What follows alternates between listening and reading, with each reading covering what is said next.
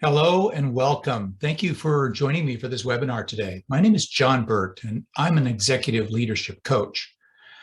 I typically conduct these webinars on a regular basis so that I can connect with my leadership network and talk about topics that I think are relevant and that I'm hearing from my clients and from my network partners as to things that they are struggling with as leaders and the challenges that they're dealing with, and try to add my experience to the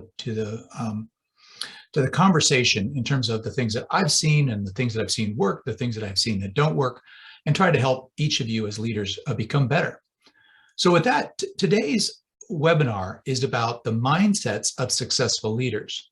And what I'm going to do with this webinar is I'm going to spend the next, say, 30 minutes talking about what I see through my collective experience in management consulting and in industry as being those types of mindsets that leaders have or typically develop in order to propel their success.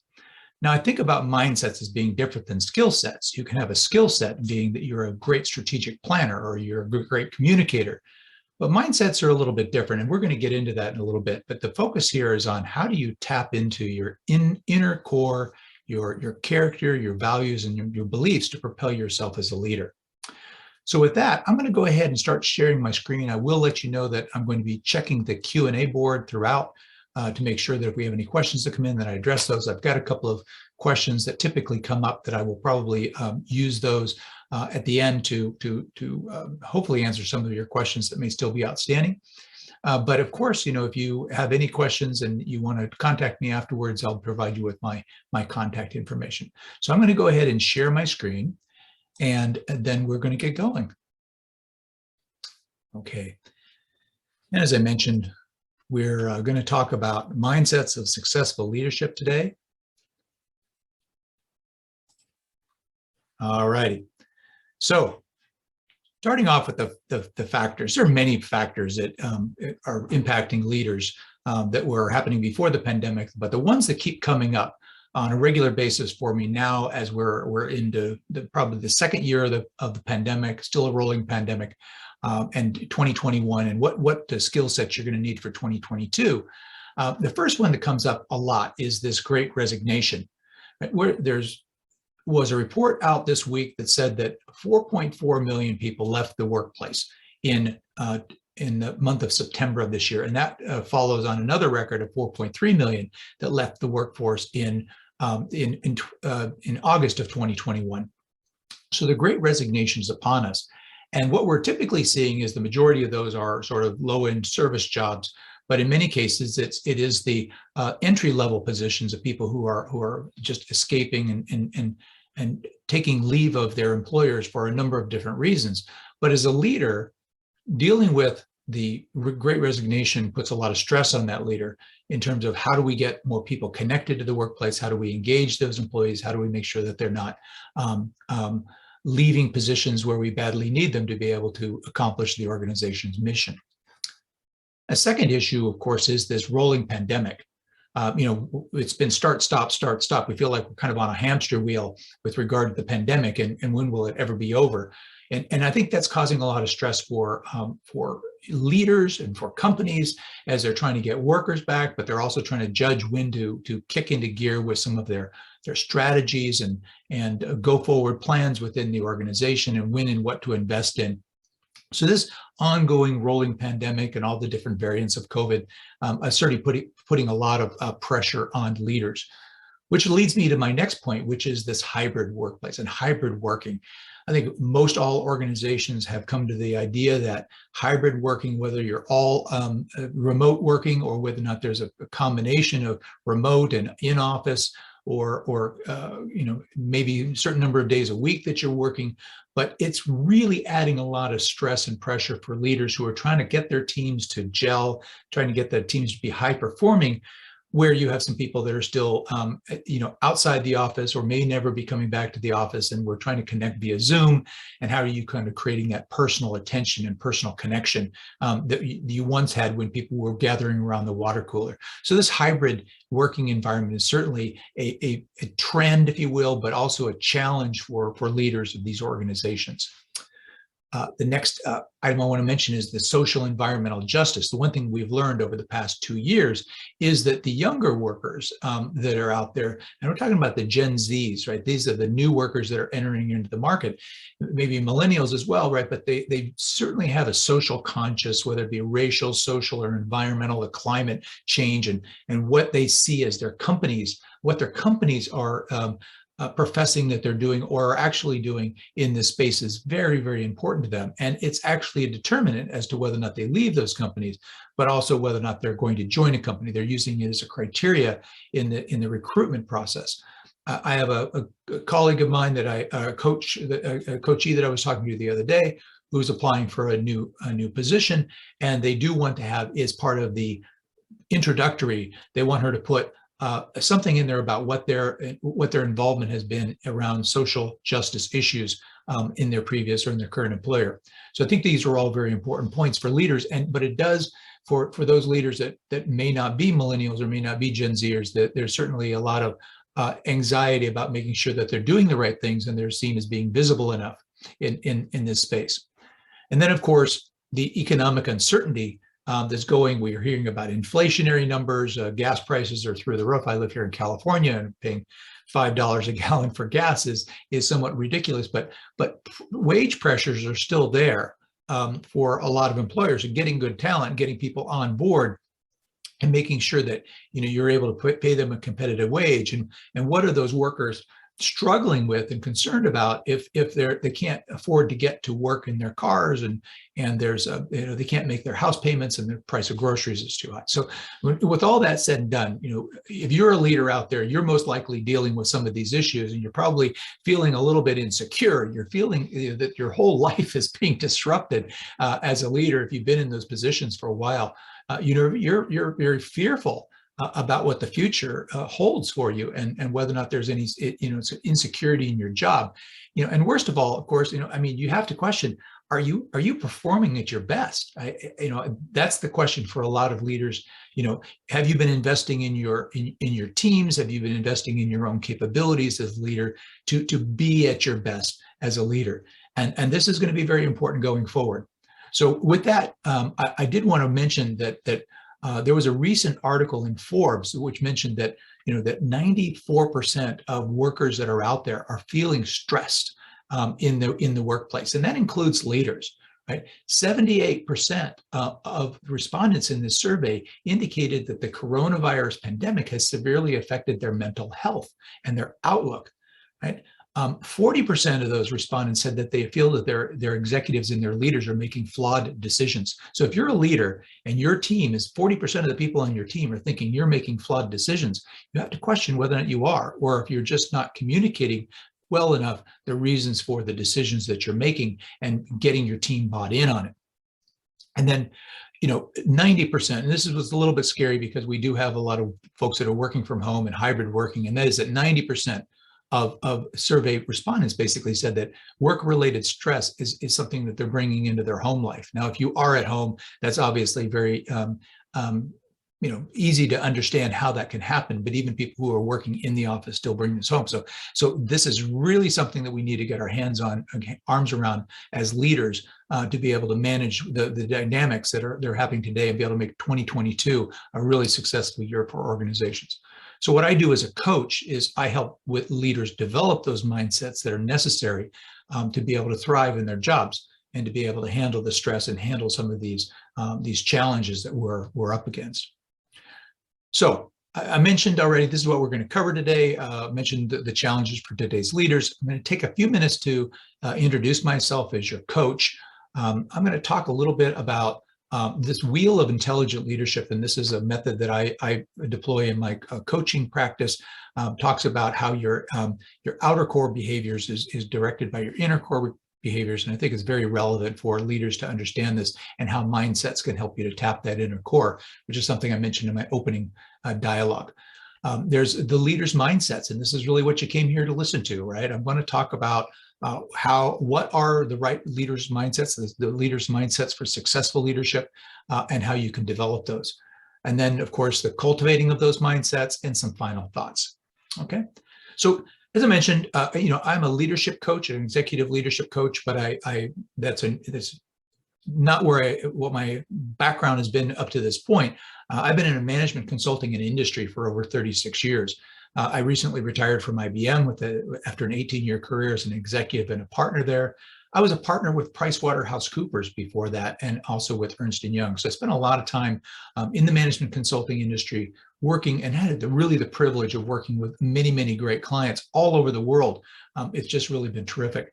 So I mentioned that I've worked with these executives at all levels. I've worked with C-level executives, CEOs, CFOs, CMOs, CIOs, but I've also worked at all levels, directors, vice presidents, down to the manager, down to the shop floor level in the work that I've done in management consulting, to be able to get an understanding of what's going on within the company, but also be able to be in touch with the people and to be able to understand how change is impacting them. So, I've had the opportunity to work in a variety of different leadership roles. As I mentioned, when I was at IBM, I worked in our global business services group. I was an executive and a partner there in our industrial sector, but also our travel and transport industry. I lived 10 years overseas in the Netherlands. So I was working in Finland and Sweden and Germany, the Netherlands, Belgium, and a number of other countries. So one of the things that I got out of that work is just this understanding of how the variance and the variety of different cultures can come together, and how the workplace is just as a microcosm of that. Although most of us are from the American culture, you also have people who are not from that background, or even just have their own mini cultures that are impacting. And how do you bring those together as a leader, right? Our responsibilities as leaders are to help people to work together toward a common cause, right? That's the whole purpose of a leader. So how you do that, how do you communicate it, how do you inspire it? That's what I've been doing as part of my consulting work, and that's what I carry over, and I specialize in my coaching work, is working with leaders to help them identify and make connections, understand the cause and effect of their leadership, and how are they inspiring and motivating people in the workplace. And as I mentioned, with all of this, I've got some pretty deep experience in developing high performance teams, working with clients to help move their careers along, to move their projects and their initiatives along. And along the way, I think I've seen some pretty great leaders. I've had the chance to observe and work with great leaders and learn from them. And now I want to share that information with you. So I want to talk about this wheel of intelligent leadership. And you're thinking, what the heck? What is this, right? So if you look at this wheel of intelligent leadership, you see all of the observable skills in the gray on the outside ring. Those are the outer core for most leaders. This is what people see of you when you're leading in the workplace. When we're in the workplace, this is what people will recognize about you. They'll say, wow, that person is a great strategic thinker, or that person is a great communicator, or they have the really outstanding team leadership skills. What they don't necessarily see is this, what they call the inner core. And that's, they don't necessarily know your values. They don't know how you were brought up. They don't know what your character is all about. They don't know what your beliefs are and what your reference points are, and how that's translating into your behaviors in the outer core. So that's the trick, right? Many people, I think about it as cholesterol. If you've got good cholesterol running through your veins, you're probably going to live a long and healthy life. But if you don't have really good cholesterol, if you have bad cholesterol, some of you have been to the doctor and know what pain that can be. But if you have bad cholesterol, that can leak out and ease out into your behaviors in the outer core very easily. Right. So this outer core is the observable behaviors and leadership skills. The inner core is what's really driving that. And that's the character, your values, your beliefs, your reference points, your behavioral tendencies. Those are the things that are going to ultimately determine your behavior. So you're asking, well, John, why are you sharing this with us? What does this mean? Well, what I have found is that you need to have certain leadership mindsets in order to channel your values, your beliefs, your character into those behaviors. Have you ever been with leaders that will go through the motions? They'll put together a strategic plan. They'll rattle off the strategy. They'll put together plans for team events. They'll do communication plans, but it doesn't ring hollow. It rings hollow to some people. It doesn't provide you with energy. It doesn't inspire you. And that's typically because that person is only focused on the skills or the behaviors in this outer core. If you develop the right mindsets, you can channel some of that energy, some of the energy of your values and your beliefs into some of those activities such that people really believe it. They sense how passionate you are about the work that you're doing, and they're more likely to follow you. So this is the model I follow. It's the outer core, which is what people see in the workplace, driven by the inner core, and it's channeled through these mindsets. And there's 7 of them that I'm going to take you through in this material today. So just hang with me. Okay. So let's talk about the first one. And it's a little bit of a spin-off on the Steve Jobs mentality around, thinking differently and thinking big. So if you ever, go through this process, you understand that if you want to change something, if you want to get a different result in your personal life or in business, you really have to be able to be willing to step outside your comfort zone and disrupt yourself and disrupt the organization, disrupt what's going on. So it's not just the same old, same old. We have to take that opportunity. We have to take those moments to think as big as possible and as different as possible about what we have to be able to contribute to the world. And most organizations don't do this very well. There are a lot of Me Too organizations out there in companies, but many of the really great companies that I've worked with, and think about American Airlines or Caterpillar, they think about themselves as changing the world, changing the dynamics that are out there. They have a very big vision for themselves. And leaders need to start with this mindset of having a big vision for themselves and not be just me too. So you have to develop this mindset. You have to be thinking about, what do you want to become? Do you want to become something more? How are you going to change the way you're thinking and change the way you're acting to be able to get more? So that's why this is the primary step. And I will tell you, when I worked at IBM, I did in PwC, PricewaterhouseCoopers, I did a lot of work with emerging leaders, with talent that was moving from associate partner to partner. And in this process, what I would typically ask these young associate partners was, what's your vision for the organization? Why is the organization going to be different, better, bigger, badder? When you become a partner versus you're in your current role. And I would say that, good number of them obviously had a great response. But it was always tickled me when some people just didn't understand how they were going to make a difference, right? They were hoping somebody else was going to tell them. Well, I got to tell you, as a leader, chances are nobody's going to tell you. You have to figure it out. You have to have that vision for yourself. So it's thinking differently and thinking big, right? And I said, I've made the allusion to Steve Jobs. By the way, Steve Jobs was trained by John Mattone, who's the founder of the Intelligent Leadership Executive Coaching. And when he came back to Apple, many people know that he left Apple and then he came back. But in 1997, he launched something called the Think Different campaign. Some of you may remember this. I remember it. And he declared, and I'll quote, "We believe that in this world, people can change it for the better. And those that are crazy enough to think that they can change the world are the ones that actually do." So you think about that. Think about that idea of having a vision, talking about your vision, communicating your vision to others to inspire them. Those are the people that are out changing what's different about the world. So number one secret, number one mindset that a leader needs to have is this thinking differently and thinking big and disrupting yourself. The second mindset is this mindset of vulnerability. And some of you actually have heard about vulnerability. You may have read some of Brene Brown's books, which I think that they're just all outstanding. And what I mean by vulnerability is, as a leader, you need to be willing to open yourself up.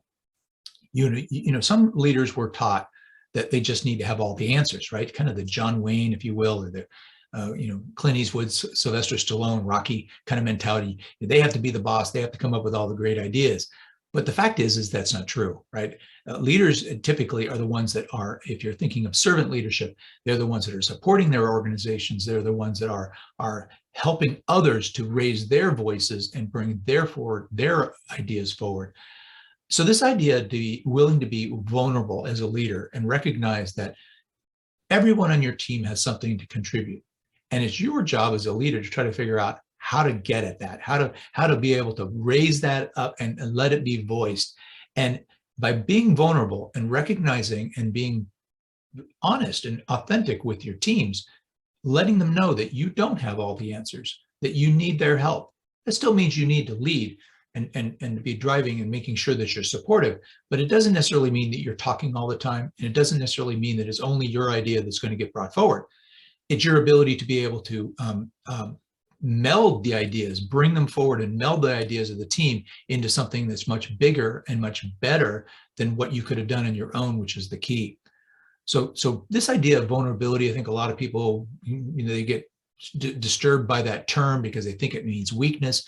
I actually think it's the exact opposite. Leaders, and I think more and more it's being understood today that leaders that are expressing and showing their vulnerability are actually the ones that are building trust within their organizations. They're the ones that have a more loyal following.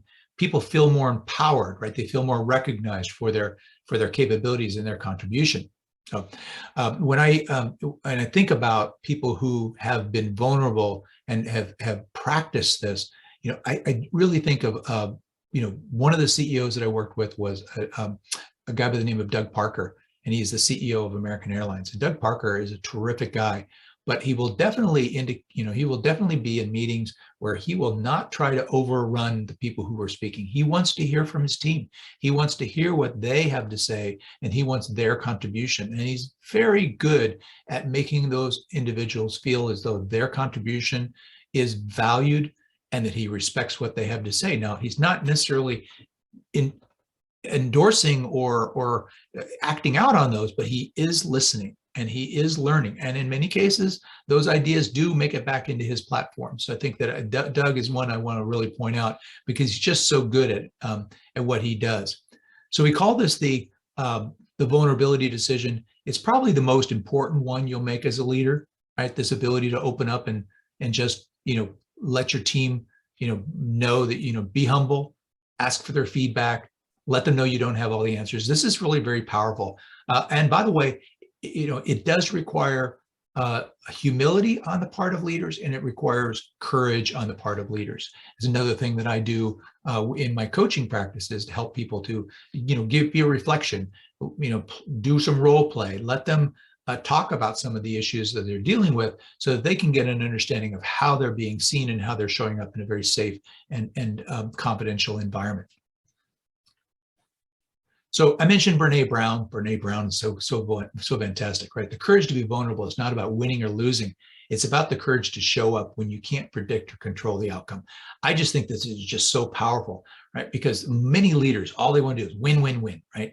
And they think that their ideas are the best and they're charging forward and they're very forceful, but it winds up, little by little, reducing the energy and the passion and the creativity of the team when all they're expected to do is just follow what the leader says, right? So if you're being willing to be vulnerable as a leader, and you're willing to admit that you don't have all the answers, and you're willing to be, go into something knowing that you don't know how it's going to end up at the end of a strategy session or brainstorming session, you don't know where it's going to end up. That's where the magic happens for a leader. So the next mindset I want to talk about is this idea of having a duty mindset. Now, we just, in today's society, we have just an entitlement pandemic, if you will, that's running around. Everyone feels as though they should get an award for just showing up. And that's really not how the world works, right? So what we need to understand is that having an entitlement mentality and allowing that to persist actually harms the organization, and it harms the individual as well, because as an entitled individual, you don't develop the skills and the ability, the muscle movement to be able to deal with challenges when they come up, right? You tend to kind of melt down when challenges come up for you as a leader, and so this idea, this entitlement mentality, if you will, this shift to what's in it for me as an individual is very, very harmful. And most leaders that you look at when you see good leaders, they are typically the ones that are focused on something bigger than themselves. There are plenty of leaders out there that you feel as though they're only looking for their own promotion or their own enhancement. But the really good leaders are the ones that are out there who are focused on the greater good, whether that be the team or the organization or the society, whatever the scope is of their role. But this idea that they have a duty to perform, right, and they can convince others to feel that same duty, to inspire them with that idea, that concept, that the organization's mission is so powerful. And this, I get back to this idea that we had earlier about the social and environmental justice that many young workers have. They really want to feel as though the company is connected to something more than just making money, right? And of course, that's an imperative for most companies. You won't be in business for very long if you're not making money. But they also want to know that the company has a mission that is broader than just making money, that they're trying to do something good for society, that they're doing something good for people, they're doing something good for the world. And that's where I think the power is and why it's so important, with this duty mindset, if you will. Okay, so the true leaders are not the entitled ones, right? They're instead driven by the sense of duty. They want to do something, that they want to accomplish more. They want to achieve more than they can on their own. And so the sense of duty drives them, and it has a byproduct as a mindset, right? Because if you're doing it for somebody else, you're doing it for something else, some greater purpose. You have that ability to kind of go through walls. You will bust through a wall because you're not doing it for yourself. You're doing it because the organization needs you to do it. They must have you do it in order for them to successfully achieve their mission. And their mission is one of virtue. So this is something that's very important, is to make sure your company has this mission, value, and purpose that connects with the employees, but also that your leadership is also focused not on themselves, but on the overall mission for the company. And I will tell you, there are a couple of examples of this where I've had individuals I've worked with who have really demonstrated this. I think about Ginny Rometty, who was the former CIO of IBM when I was there, and Doug Oberhelman, who was the CEO of Caterpillar when I was consulting to Caterpillar. Both these two individuals, they were running at the time, right, CEOs of companies that were celebrating roughly their 100-year anniversary. So they've been around a long time. They're institutions, right?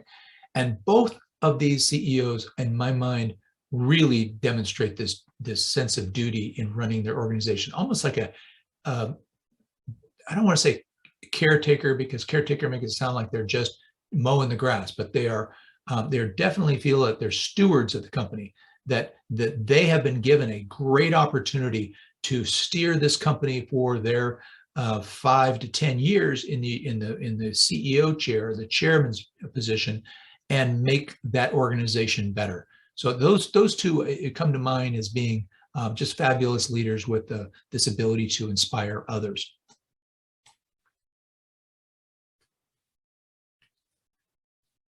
So the next mindset that I want to talk about is leveraging your gifts and addressing your gaps. So much of our world is centered around this negativity bias, if you will. We have so many people that are very focused on what's wrong with things and how we're going to fix it, and everybody is running around pointing fingers about all the different problems that are wrong. And we even ourselves, right? We tend to focus on the things that we want to fix about ourselves. But with the leveraging your gifts and strengths, but and addressing your gaps, what this means is that it means that you as a leader need to really do some self-reflection. You need to know yourself as a leader. Right? One of the things I do in my coaching practices is I start out with understanding what about that person. Need to first understand where they're coming from, what their goals are, what brought them to coaching, but also to understand how they show up as a leader. So I run a number of assessments that help leaders to try to identify what are those strengths and how mature are those leadership styles that they have. Right? But we also identify the areas that are gaps, but there are a lot of gaps, right? We as individuals, as human beings, we're all flawed, right? So you can't fix all of those. What we really do within these coaching sessions is narrow in on those gaps or weaknesses that are preventing you from reaching your ultimate goal right? Or reaching the organizations, your goal as a leader, or your mission as a leader, what's holding you back. And it's the less or more principle. You wind up focusing on the 2 or 3 things that are very, very important, or weaknesses that are really blocking you from being effective, from connecting with your team, from building that trust. Then those are the items that we work on. So I think about it as a map. Having your own map. You would never go on a trip somewhere. You would never go on a journey somewhere without having first plotted out the journey, where you probably will be lost by now if you did. But just this idea of having your map, being able to chart your course, is what we all do. And so having that assessment, understanding what your gifts and strengths are, and charting that course as to what do you want to improve as a leader incrementally, is it's that stepwise. You eat an elephant one bite at a time type of thing, but you need to start with the right priorities. So the other thing I talk to my clients in my coaching practice about is leveraging the gifts that they do have. So many of us are only focused around this fixing the problems, but once you find out what your strengths are, and if you understand what your leadership style is and how you can use that leadership style in various ways to be able to get your mission done, this is where it's important. So I really focus a lot on helping the individuals achieve their goal by being able to connect their strengths and their capabilities as an individual and to their goals that they're trying to achieve, and working it backwards that way. So first, make sure you understand what those strengths are. You need to lean into those. You need to use those and understand how to work those to your advantage. If you're a sprinter and you're great out of the starting blocks, and you're not so good at the finish, then make sure that your start out of the block gives you that 2 or 3 second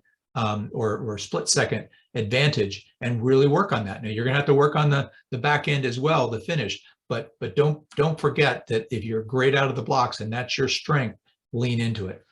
And as I mentioned before, just when you're looking at the gaps, be careful of the negativity bias. I have so many clients that when they get their assessment and they get their feedback, they immediately want to go into all the things that, especially if somebody's given them some 360 feedback, they want to dissect that.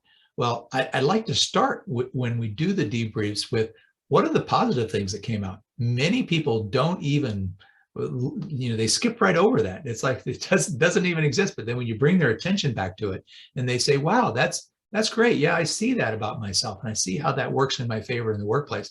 And I see how that builds trust with my employees. I see how that builds a sense of, or it inspires them to be able to do their jobs. And I didn't even know that it was inspiring them. But now that I've gotten this feedback, I realize that how my openness to feedback, or my ability to be an active listener, helps them.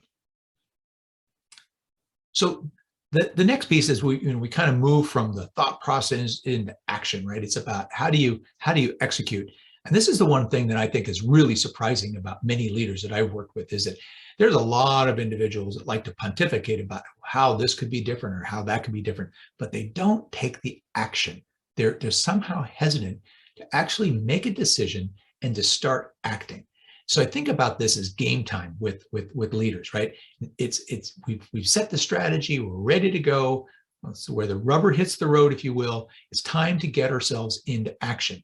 And I'll tell you, here's the thing that's funny about actions, right? If you take an example, we're almost at the end of the year, so many of you are probably familiar with New Year's resolutions. Well, you know that most people, you all know, most people, they make these New Year's resolutions, they make their plans, and then 2 to 3 months into the new year, they're all history, right? Very few people are sticking to that diet or that exercise plan, or writing letters or journaling or whatever they've said that they were going to do. So it's very, very difficult in many cases to get into action and to continue to stay focused and execute thoroughly to the end.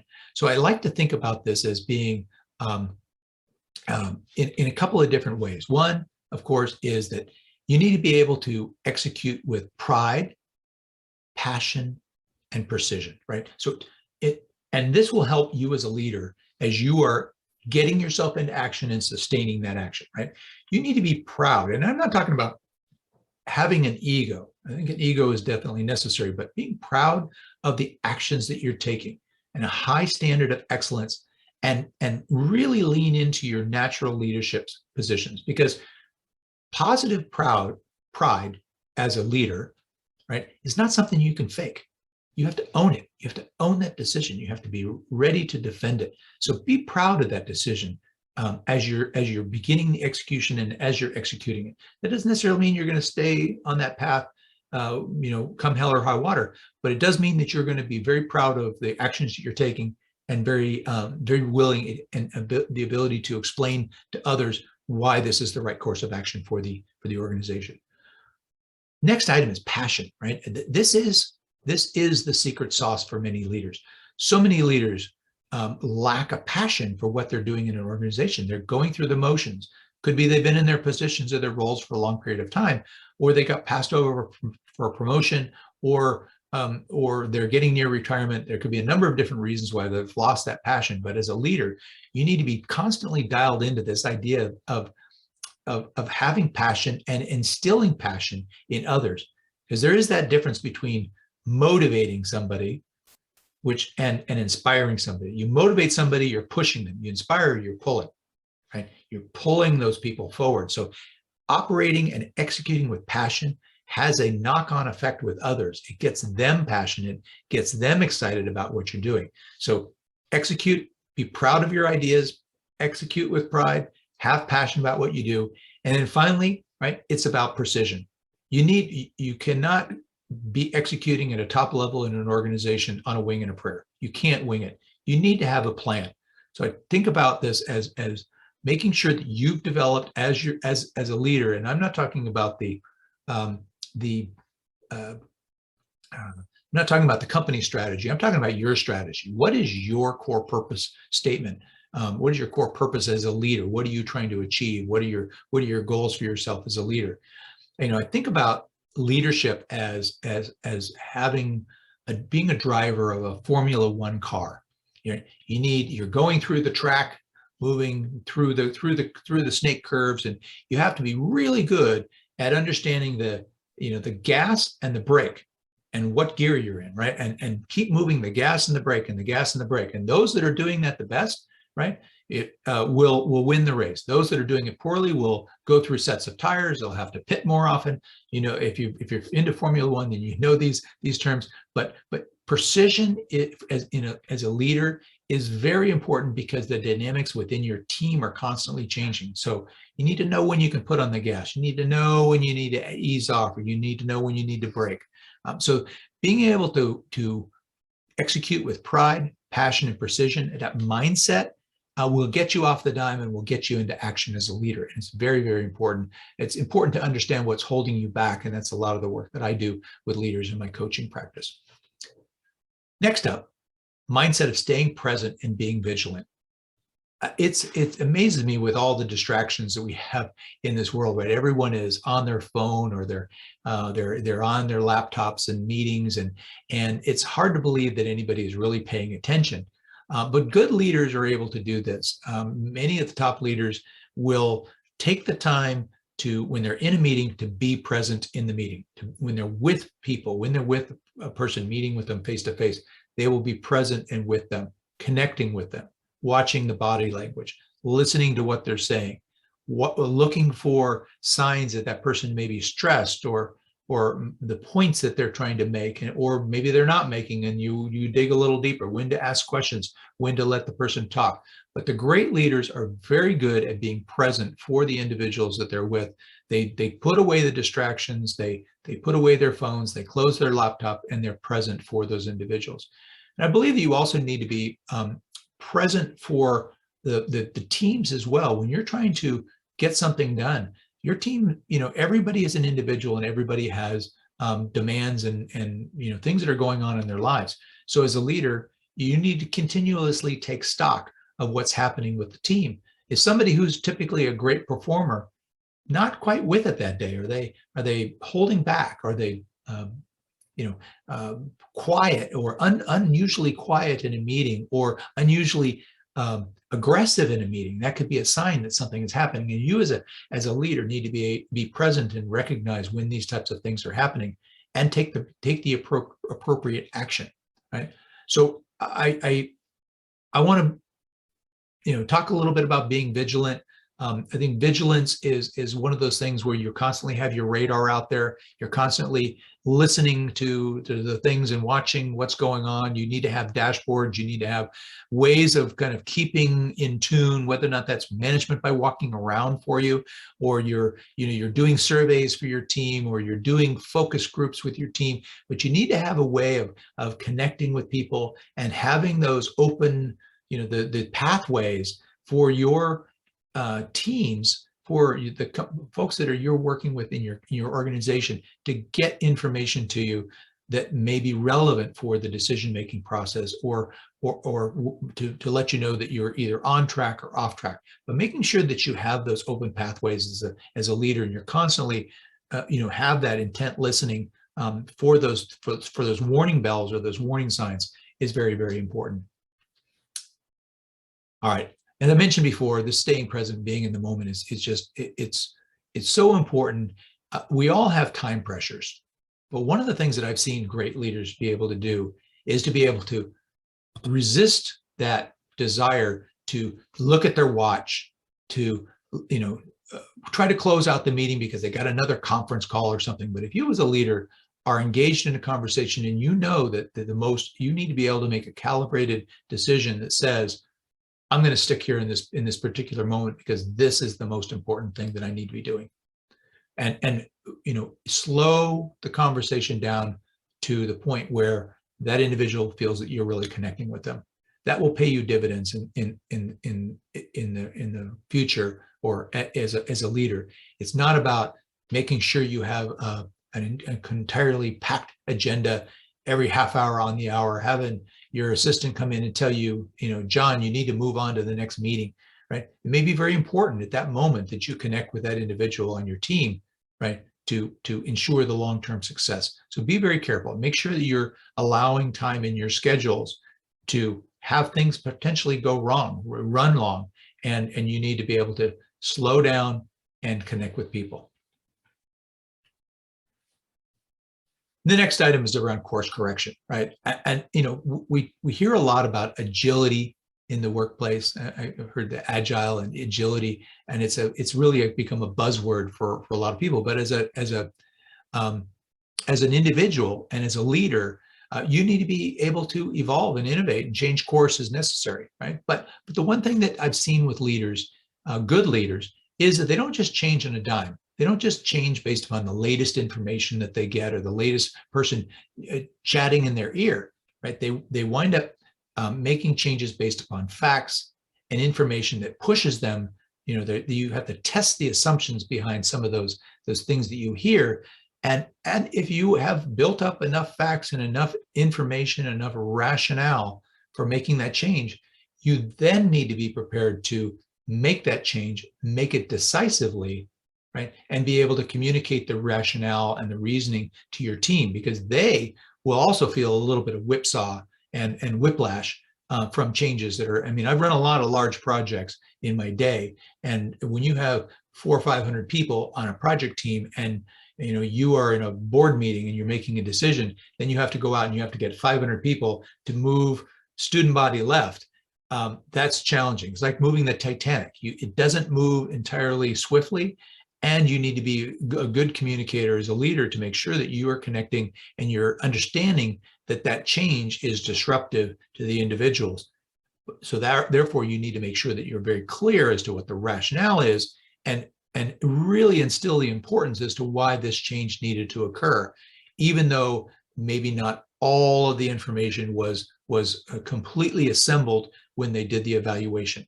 You have to be able to be confident about that and change when it's absolutely necessary. So, I think there's just one corollary to this that I want to make sure that as an organization, I've worked with change a lot with leaders, and I've worked with many different organizations around change initiatives. And it's true, many 75% plus of change initiatives really fail. Maybe not completely, but fail to meet the original objectives and fail to get the ROI that companies were looking for. So when you're making a change in an organization, it's difficult because you have a culture within your organization which prefers the status quo, to be static, right? People come in, they have certain expectations, and they react negatively to change. Well, as a leader, it's important that you prepare your organization for change. Your organization needs to have a preference for change because it's changes all around us. Change is what's constant now. You as a leader need to be helping individuals understand and just develop that preference for change and kind of a curiosity, if you will, an interest, a desire for innovation and change as an organization. This is so powerful with good leaders that I've seen them to be able to do this. This is something I want to leave you with. So here we are. We're talking about this pathway to leadership. Starts with the right mindset that will lead to change in your skills and behaviors as a leader. But it also helps you to see new perspectives.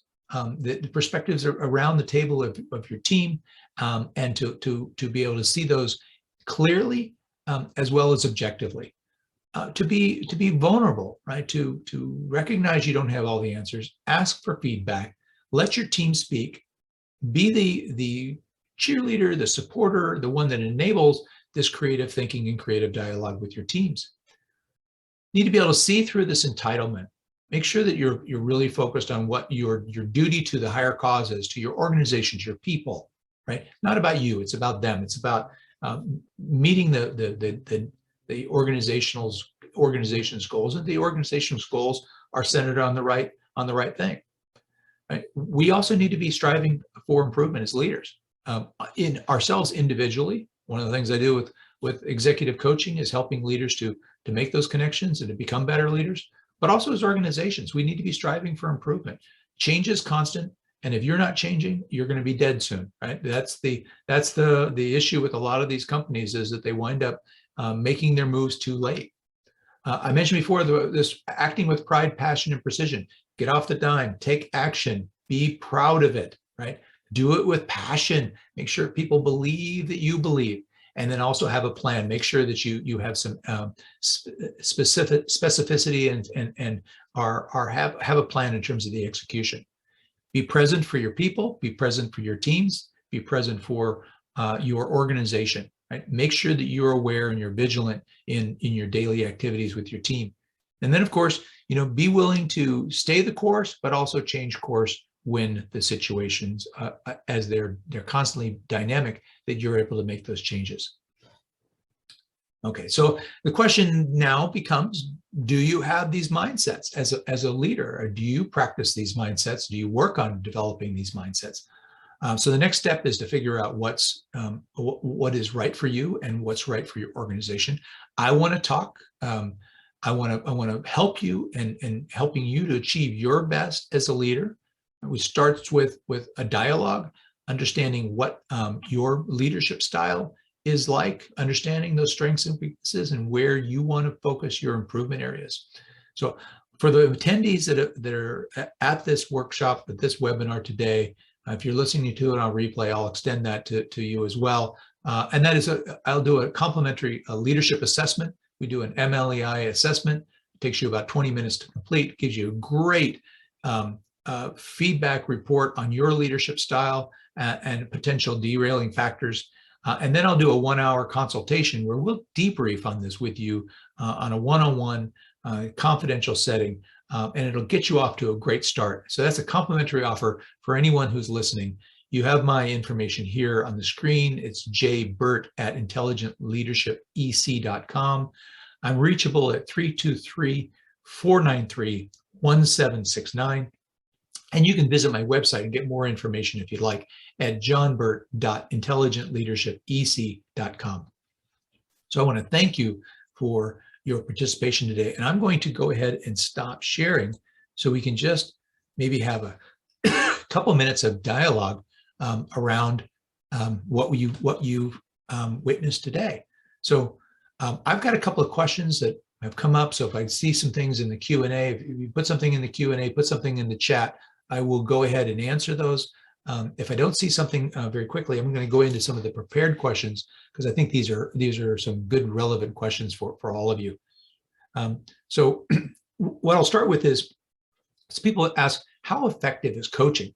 Well, I think a lot of studies are showing that coaching is very effective in helping leaders to discover new insights about their leadership, because we'll do it in a role play. We'll have dialogue about what specific situations you're encountering, and help you to try to view those and view yourself through an objective lens. And so me as a coach, I do spend quite a bit of time with my clients, helping them to make those connections and trying to understand how acting and behaving differently, and how those behaviors, how they're impacting and how they're being perceived by others. So coaching is very effective. My own experience with ILEC is that 100% of the individuals that go through the program, and I'm no lie, 100% of the people that go through this program have seen positive results as measured by their peers.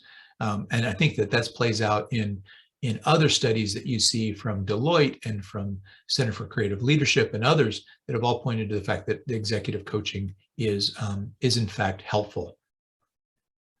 So what will coaching do to help build these mindsets? Well, as I mentioned before, right, you may or may not, through your own reflection, be able to see or recognize the patterns of your behavior, the types of things that you're saying and how you're saying them, how you're reacting in particular situations. So that's why it's important to have that sounding board, having an experienced coach, somebody who's been there, done that, somebody who has worked in business, right, who's got that experience. We're talking about leadership coaching.